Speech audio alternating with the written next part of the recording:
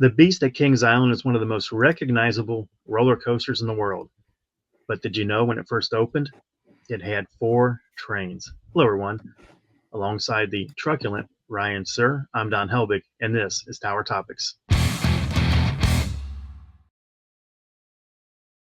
Tower Topics is a podcast by Kings Island fans for Kings Island fans because that's who we are and that's who we care about. We're going to kick it off by thanking our Prestige members. Thank you, Aaron Bort, 330T, Logan Lipper, Brian Hauser, Lil Mac 21, Miss Mandy 1983, Jacob Fix, Stephen Hornack, Damon Barnes, and Eric Grau. Thank you guys so much for supporting Tower Topics at the highest level. That's the prestige level. If you want to be involved in Tower Topics and support the show, there's a link in the description to become a YouTube member.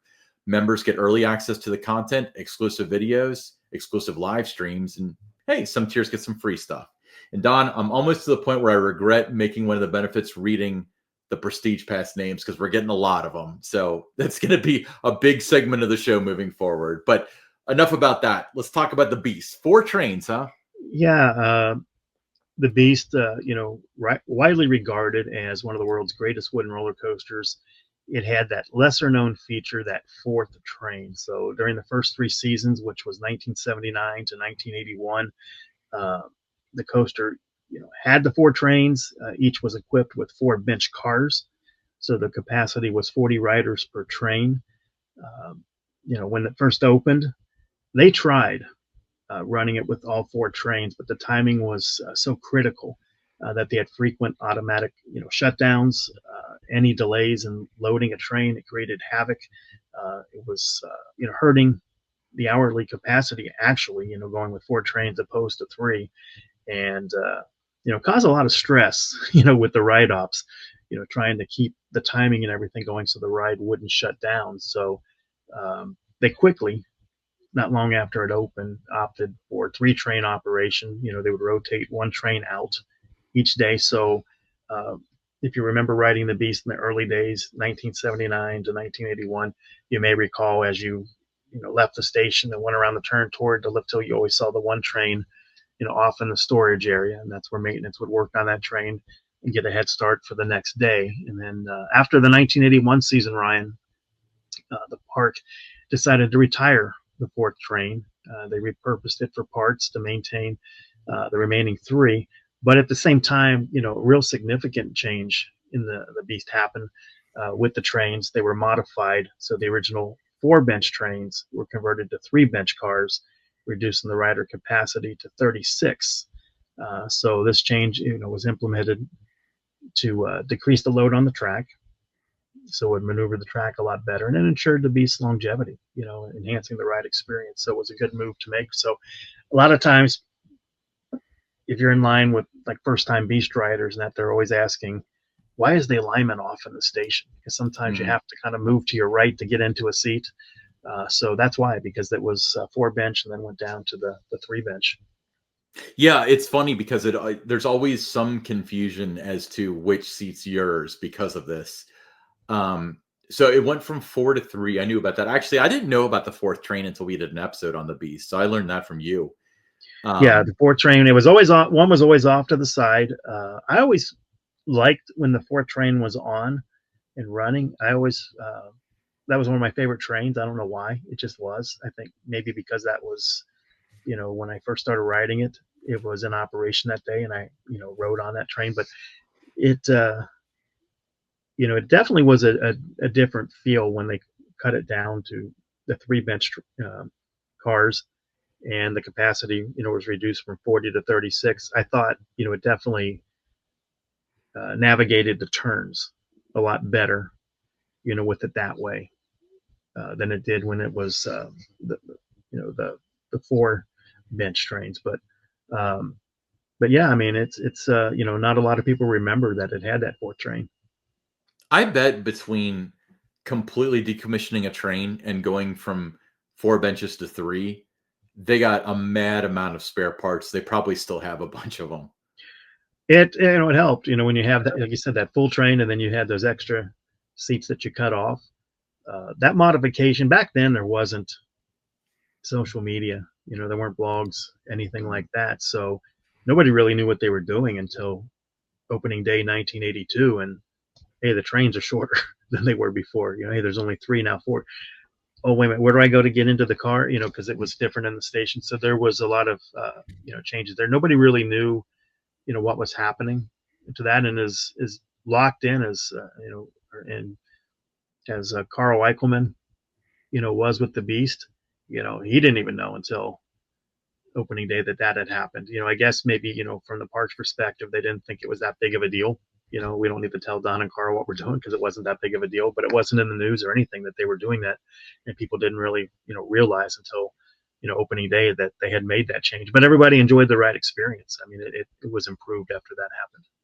I was going to say it would have to be kind of like going from a current PTC train to like a Millennium Flyer, because it can traverse more, probably jackhammered less, making the turns and so on. But the thing that makes that, I guess, more modern people, gosh, and showing my age, this may not even be everybody listening, but when they changed backlot to being like a blue train, a white train, and a red train, maybe they thought about it in that context. Because I remember the word got out because the employees went in for training, so they saw it, but it wasn't like, you had to drop a presser on it because who cares, Right. And that was just done because it was easier if they had an issue with one of the trains, and they would say it's the white car. Which train? They said it's the white car. Well, which train is it on the white car? Is it train 1, train 2, train 3? So putting all the same colors together made it easier in terms of the communication if there was ever a problem on backlot stunt coaster.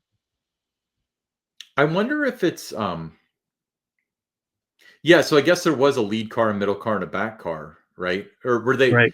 So they were in a different order for each train, then, I guess. It. I don't remember that if it was a different combination or anything. I just know if you worked the ride and you called and you said we're having a problem with the white car, you would say, well, which train is it on? It's just easier now to say we got the problem with the white train.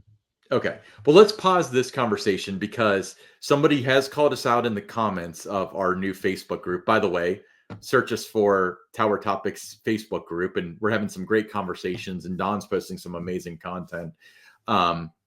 But we did promise that we would, when we did the members, I think the members live stream, that we would have an Italian Job Stunt Track / Backlot Stunt Coaster episode coming. That is coming soon. We will do that, but this is part of the history of that, so I don't want to go too in depth with it. But the other thing about it is it's an anniversary for that ride this year, so we want to wait until we get a little closer to the season to do the backlot story. Yeah, and we both have a lot of history with it. And the cool part is, this is one of the first times that you and I will be able to reminisce about something where it wasn't either before my time or you were the PR guy and I was the KI Central guy. It'll be, we were both fans. We didn't know each other then. That was a year before I met you officially. Yeah. But so we can reminisce about the media. We talked about the media day and stuff, but we'll go through the whole gambit. We'll talk about the animation, whether it matched up with it. Spoiler alert, it didn't. But we'll definitely do an episode, and we got to do a Boo Blasters episode too, so we'll have that coming as well. That is another attraction with an anniversary this year. That's true. So those are coming. But do you have any final? We wanted to wait for the timing. We needed to wait on the timing for those two things. But but back to the Beast. Had they not modified the trains, that ride would not be celebrating, its 46th anniversary this year. It would have torn it apart. It was just, the trains were just too heavy for the track. And then you look at what they did, moving forward. Then they put in, the headrest, added weights to the trains, and then the individual lap bars, and then the trim brakes, and all of that extra, things that they had to add to the train. That added so much weight to it that there's no way that ride would have survived without cutting off, one of the cars on each of the, or cutting off one on each of the cars and making it a 3-bench rather than a 4-bench.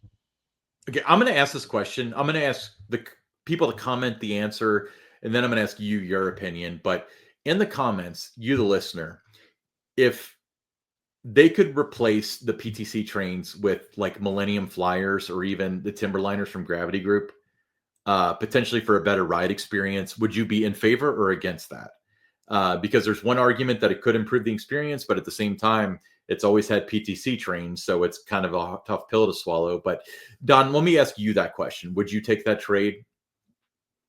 I'm a big fan of PTC trains. I just wish that, the seats were a little more, with the original kind of padding, with that high density foam that you have. Mm-hmm. The seat divider is pretty thick there, so it kind of impacts, some riders. It's just not as comfortable as maybe it was from 1979 to 1990. But you ride Mystic Timbers, and you love those trains. So I don't know. Here's a little unknown fact, and if you're a subscriber to Tower Topics or you listen to the episode, I mean, this is one of the reasons that you want to listen to the show, is you learn things about Kings Island and its history.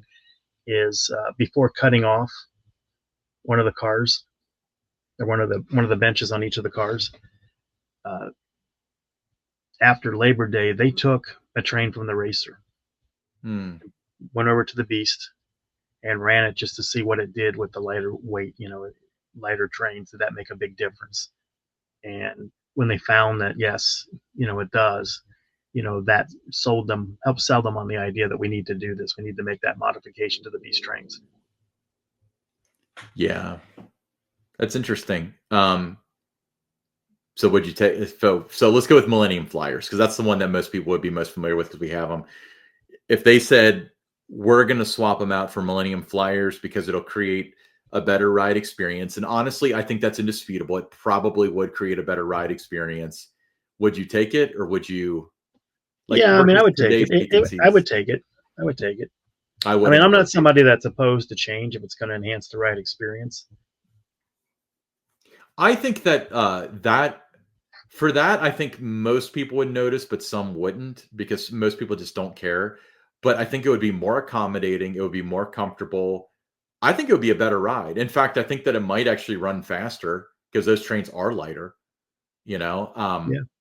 But no, that's just in the comments. Now, you would have to probably change the capacity a little bit. You probably have to go down to 30 instead of 36. Well, I'm not. Mystic's 24. So I think, but I'm not saying like we need a spreadsheet comparing them. But I'm saying, like, would you be against the idea of it? That's what I'm getting at. Okay. No, I wouldn't. As much as, like I said, I love the PCT trains, or PTC, Philadelphia Toboggan. I love those trains. But if it made the ride experience better, yeah, you're always up for that. Cool. Let's do some buy or sell, Don. I'll read this one. You read this one? Yeah. He said, since the park brought back antique cars at the request of many, many park goers, the park listens to them again and brings back a Phantom Theater dark ride to replace Boo Blasters. Buy or sell? Sell. I don't think. I think before Six Flags, that merger took place, I think there was a better chance of that happening then. But I think now that it is under the Six Flags umbrella, and you look at the IPs that Six Flags has, and now the legacy Cedar Parks had with Peanuts and that, you got DC, you've got Looney Tunes. I don't think you would see something like Phantom Theater. So I'm definitely selling that.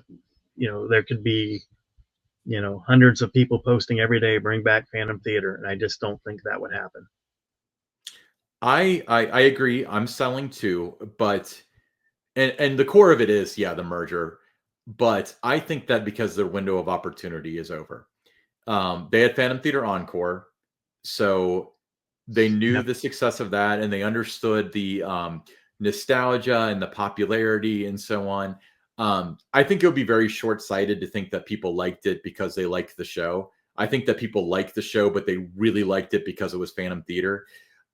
So in a perfect world, and I've discussed this before with you, is year one, about a month in, you're like, okay, this is popular. We should do something with it. You bring it back for year two. So on the very last show, you can announce our new attraction next year is we're bringing back Phantom Theater's Revenge. Mm-hmm. But now we're going to be at least 3 years removed from that show. So I don't think it would have the same impact, even if they wanted to do it. It would not. Okay. All What we right. got? Time for the Six Flags headline news. Yeah. So the Metropolis Transit Authority trains are rolling at Six Flags Fiesta Texas as the park begins the commissioning process. This will be a fun ride offering great views that everyone in the family can enjoy. So shout out to Jeffrey Siebert and his team over at Six Flags Fiesta Texas. That park never doesn't have things going on. Now, all the time, you follow them on social media, the park and Jeffrey. You're gonna learn something almost every day, and they've got so much going on. A lot of rebranding with some of the existing attractions. It all looks great. That park is so well run. If you haven't been to Fiesta Texas, I mean, put it on your bucket list. You won't be disappointed. I mean, it's a great park, especially if you go there, say during the like 4th of July when they're doing their fireworks show. Nobody does a 4th of July fireworks show like them. I agree. T-shirts, Don. Wicked Green. Wicked Green T-shirts, $22. It includes shipping. If you want one, just drop us a message on our X, which is tower_topics, or you can send me an email, which is donhelbig@themeparksbydon.com, and I'll send you the QR code once the transaction goes through. Just a matter of days before you get your shirt. It's again, that wicked green color for 2025. It's a very comfortable T-shirt. Looks great with the logo. So join the growing number of individuals that have purchased a Tower Topics T-shirt, and it's a good way to kind of support the show while you're visiting Kings Island and you're wearing that shirt. Yeah, $22 including shipping. We'll be right back with the listener questions.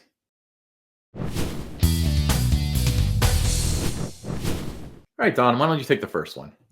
First question comes from Dennis from Springboro, Ohio, and he says, does the addition of River Racers give Soak City what it needs to be a top 5 water park? No. I think River Racers will be a popular ride. I think people will enjoy it. Will it move the needle at all? Absolutely not. No, when you're talking about top 5, I mean, you're talking about Splash and Safari at Holiday World. You're looking at the water park at Dollywood. You've got Schlitterbahns. You've got the Disney water parks. I mean, it's just no. It's not going to put it in the top 5. It's a nice water park, but it's not top 5. Well, we'll do a whole episode. Write this one down, Don.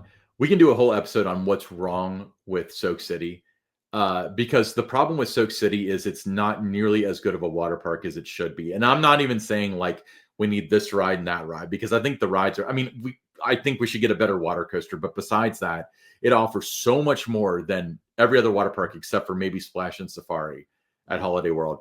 But it's so spread out and it's so crowded. It's just the experience is so much less than the individual parks. So the answer is no. All right. Next one, Brent from Columbus. He said, I'm a big hockey fan, and a friend told me that Don used to be a hockey broadcaster. Is that true? What teams did he call games for? And can you give me a pretend goal call? So, Don, did you do hockey?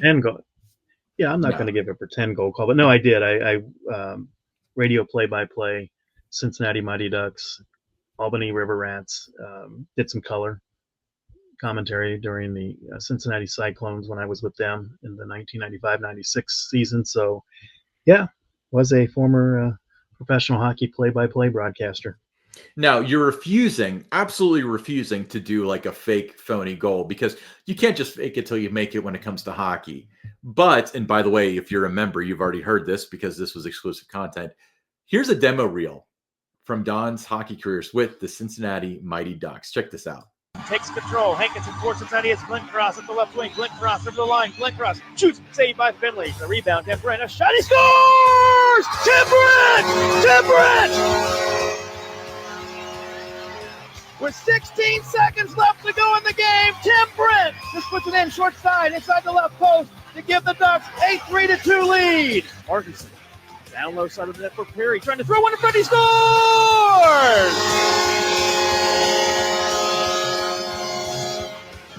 Tony Martinson finds the 18-year-old Corey Perry, dumps it in, and the Mighty Ducks take a 2-1 lead. Hammy dumps it in deep. Malice behind his net with it, takes it to the right corner, trying to slap it out. Here's Gamas with a shot at the buzzer. Pad save made by Kasivi, and the Mighty Ducks have shut out the defending Calder Cup champion, Milwaukee Admirals, 4-0. Back behind the net for Perot. He'll take it to the left corner, moves up the half boards.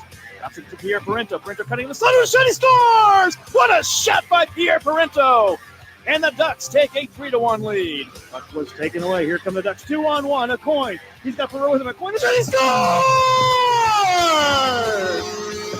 Keep the coin, and the shutout streak for Mike Lamont is over. Taken away by Larson on a 2-on-1 with Weiss. Weiss took the line down the right circle, across to Larson with a shot. And Kasivi with a spectacular save there, sliding across and kicking up the right leg. Now Lupo out for Cincinnati. Has it by the left wing wall. Gets around Jasper. Lupo still within the circle. Into the corner for Brent, trying to center one in front for Lupo with a shot. He scores! A shot save made by Desrochers. Rebound in front. Lupo with a shot. He scores! In the left circle. Rome to Lupo. Lupo with a shot. He scores! Joffrey Lupo has the hat trick. Taken away by Holmquist. Moving down the left wing. Holmquist. And a score! Corey Hecker! And the Ducks take a 2-1 lead. The Convoy. Intercepted by Pierre Parento. Parento from the right circle with a shot. He scores! Pierre Parento. The Ducks take a 1-0 lead. And for Parento, he now has a 5-game point streak. Goal number 14 for the Ducks flying Frenchman. Kept in at the point by Ryerson. Spinning and turning. He scores! Knocked down by a stick in front. Ryerson with the knuckleball shot in Phil Nico-like fashion. Corvo kept it into Weiss along the half court by the right circle. Center point for Corvo. Corvo with a shot. Kasivi with a pad save.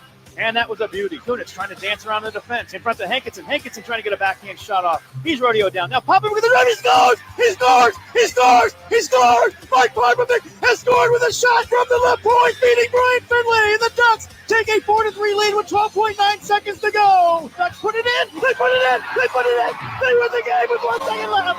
Unbelievable. Unbelievable. The Ducks have won the hockey game. Chris Kunitz at the horn. Don, do you think that if you didn't call hockey games, you wouldn't have the blood pressure issues that you have today?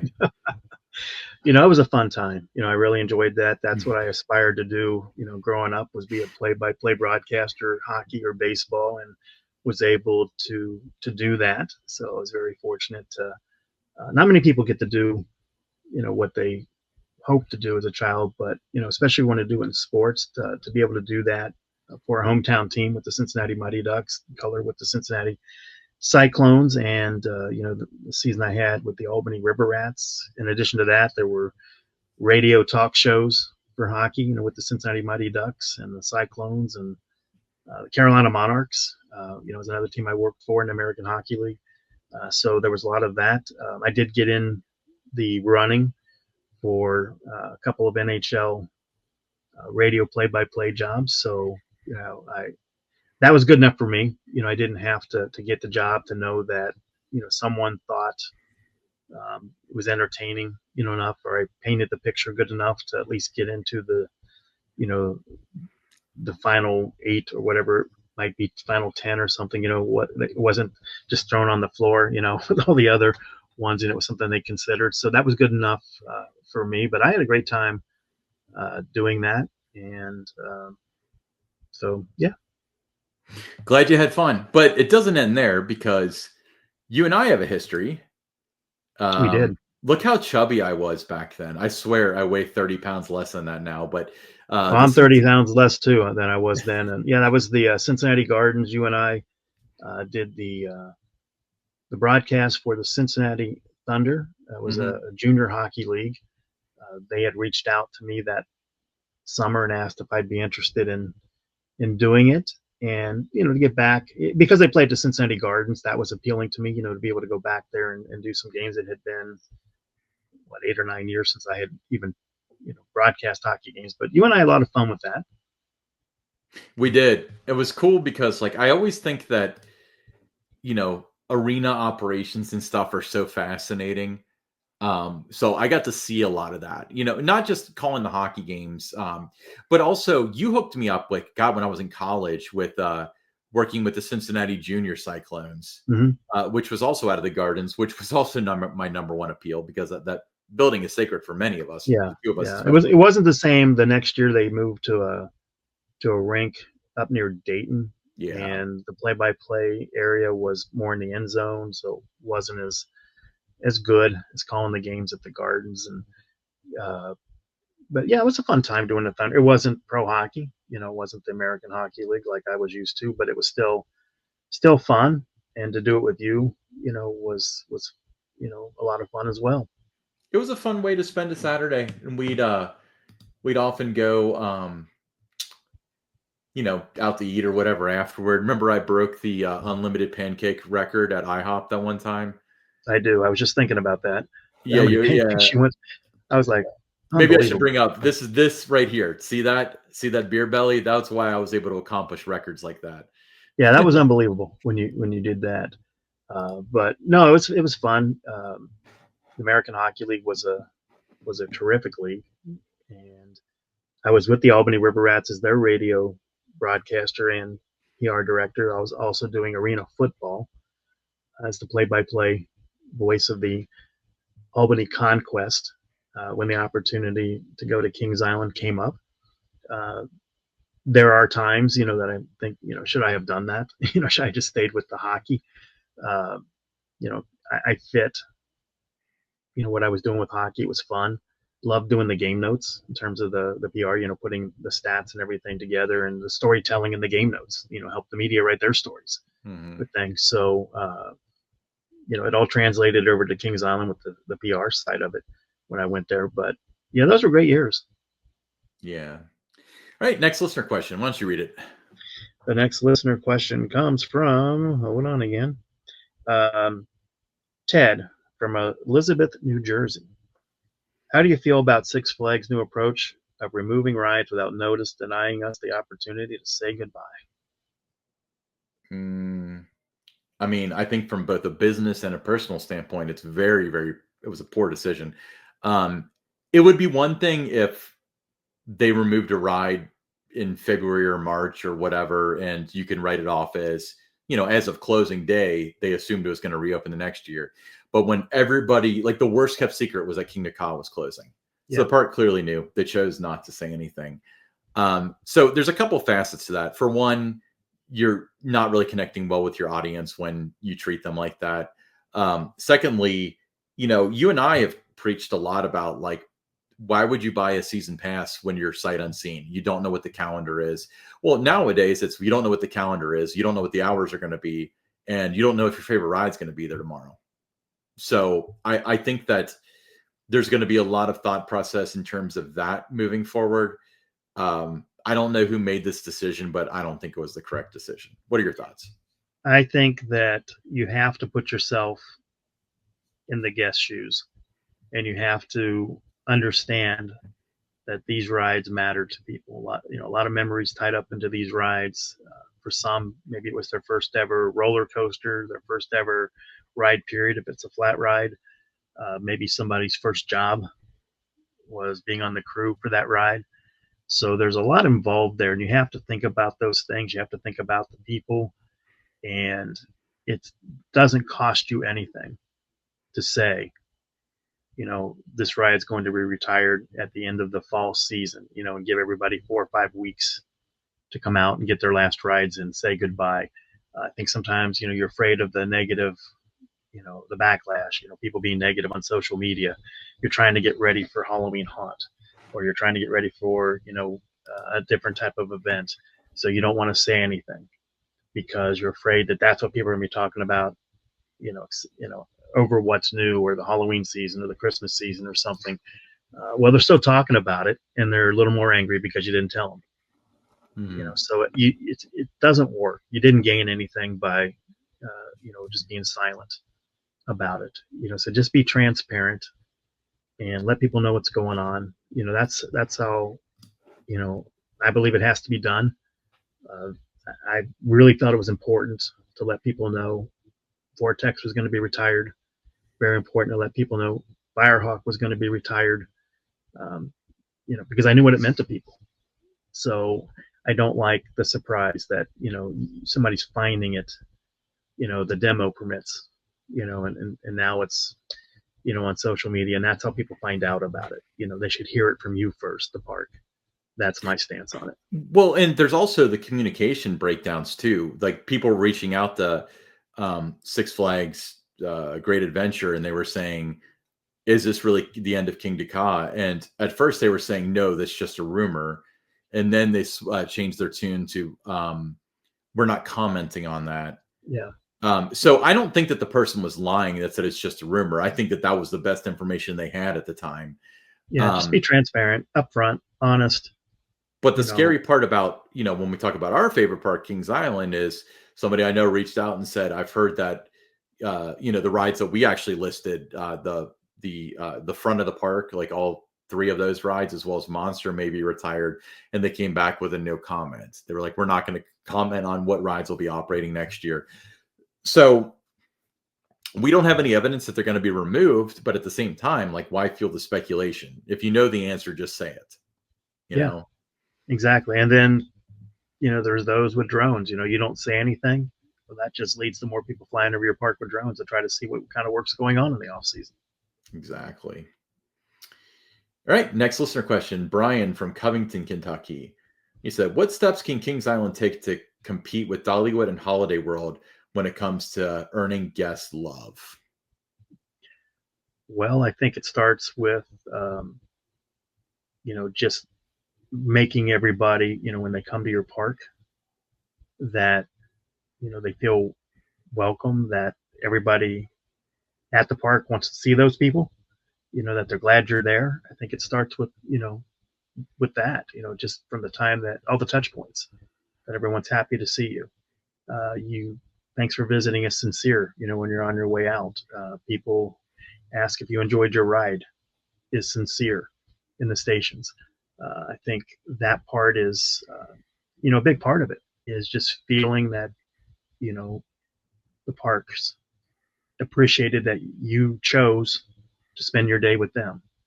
That is very apparent when you go to Holiday World and Dollywood. You feel that they really, were glad you took time out of your day to visit, that you made them part of your plans.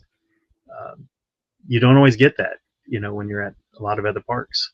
Mm-hmm. And I think that's a big part of why those parks are beloved, is because the way they're made to feel as guests when they're visiting these places.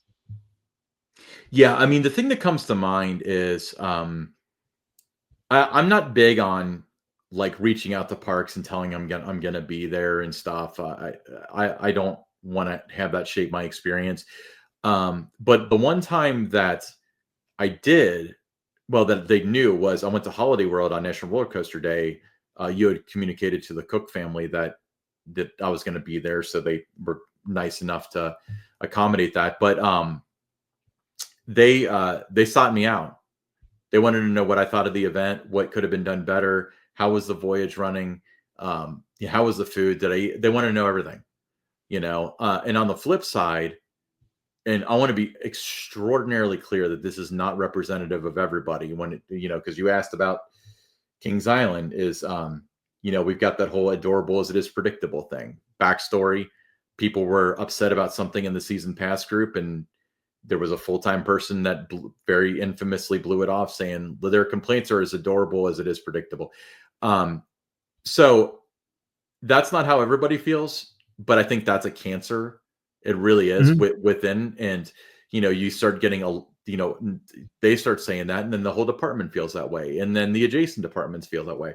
I can honestly tell you that if those words were said by an employee of, Dollywood or Holiday World, they would no longer be an employee there anymore. They would say that you don't align with our values.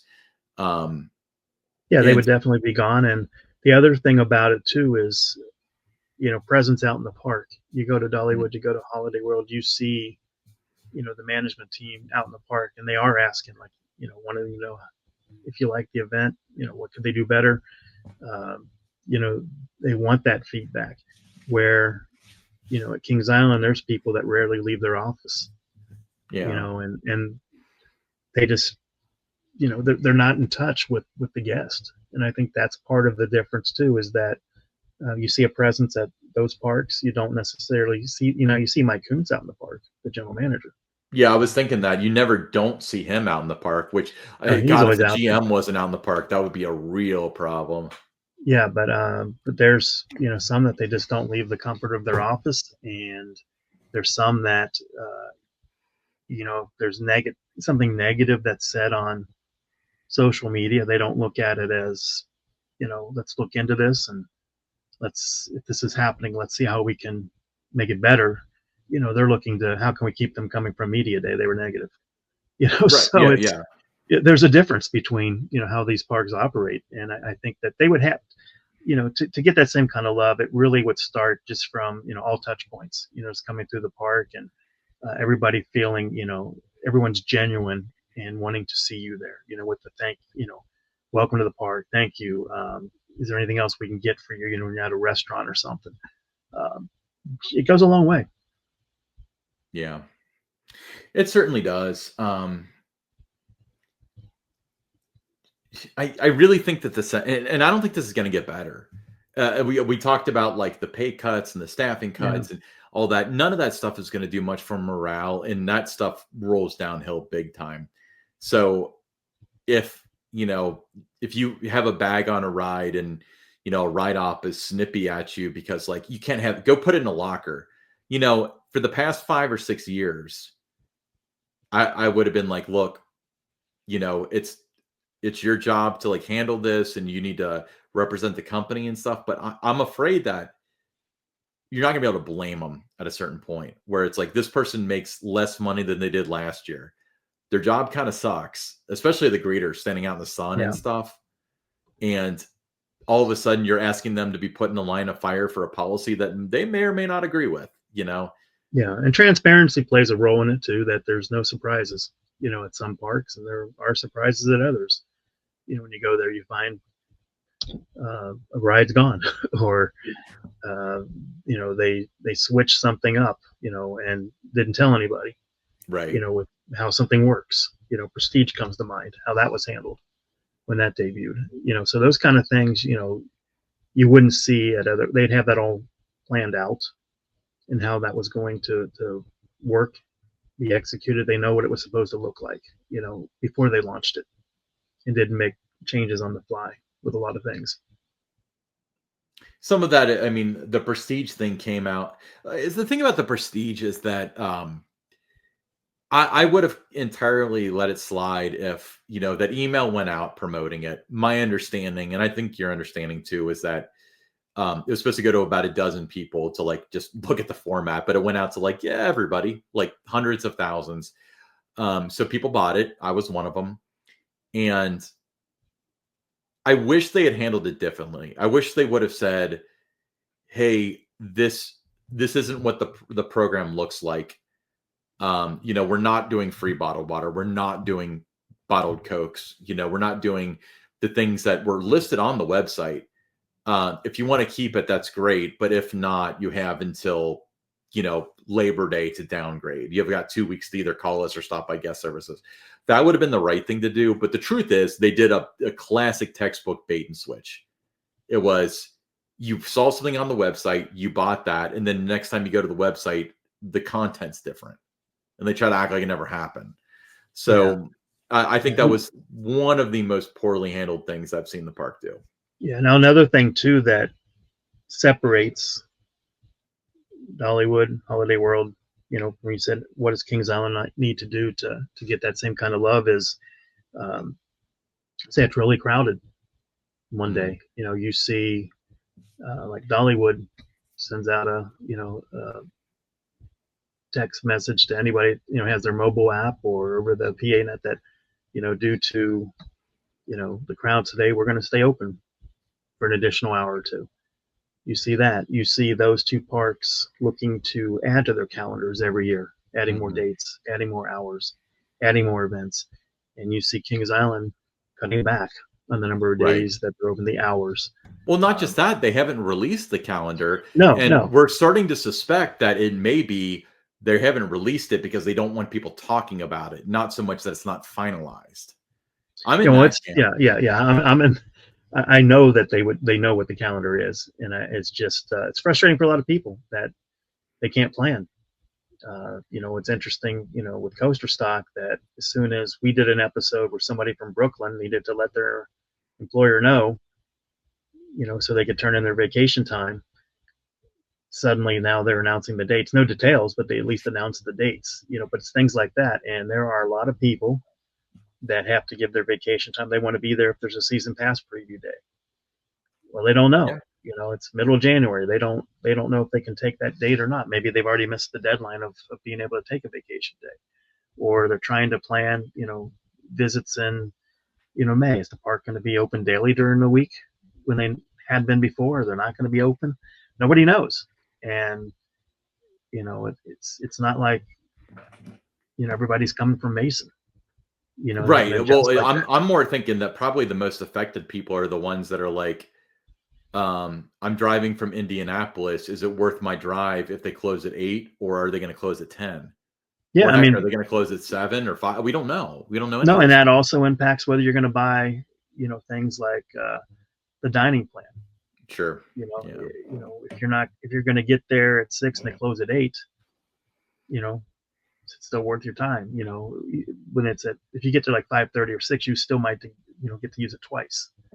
Now, you definitely only have one time if it's 8 o'clock. If you get there from Indianapolis and you want to get a meal, you don't get there till, you know, 5 or 6. You eat your meal. By the time you're done, you got time for maybe one ride before they close at 8. So there's a lot of that goes on that people just don't know. And I think that, again, that transparency of, you know, why haven't you released your calendar? You know, Dollywood released their calendar. They released all their events, you know, what they were going to do for this year well in advance of the calendar turning to 2025. You know, same, you know, with Holiday World. You know, they let everyone know that we've got additional, you know, operating days. We're going to be open 9 more days. We're going to be open, you know, some longer hours. We're going to bring back, you know, the Friday Night Live. You know, they let people know that already.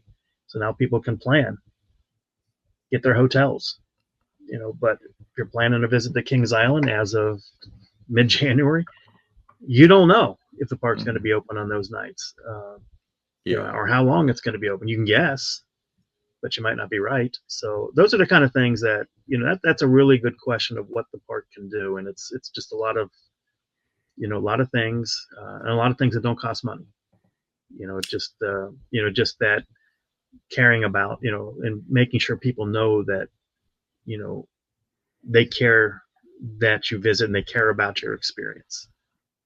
They have to care first. That's Yeah, they have that's to the care. that's Yeah, the big cost. You know, and I honestly think that 95% of the people honestly truly do care. yeah, Um, but I think that in some cases, some that matter don't, you yeah. know? When I was there, I made, you know, at a point every day I wanted to, you know, at least circle the park a couple of times, you know, and just ask people about their day, you know, or, you know, anything you can help them with. If they look like they were looking at the park map and didn't know where some, you know, can I help you find something? Or, you know, saw you just rode Diamondback, and how was your ride? You know, just little things like that mattered. And it also gave me information too about what guests liked and what they didn't like sometimes around the park. Because if you ask a question, they're going to tell you. I agree. Very cool. Great question, Brian from Covington. Hey, I'm Ryan Sir, along with Don Helbig, and this is Tower Topics.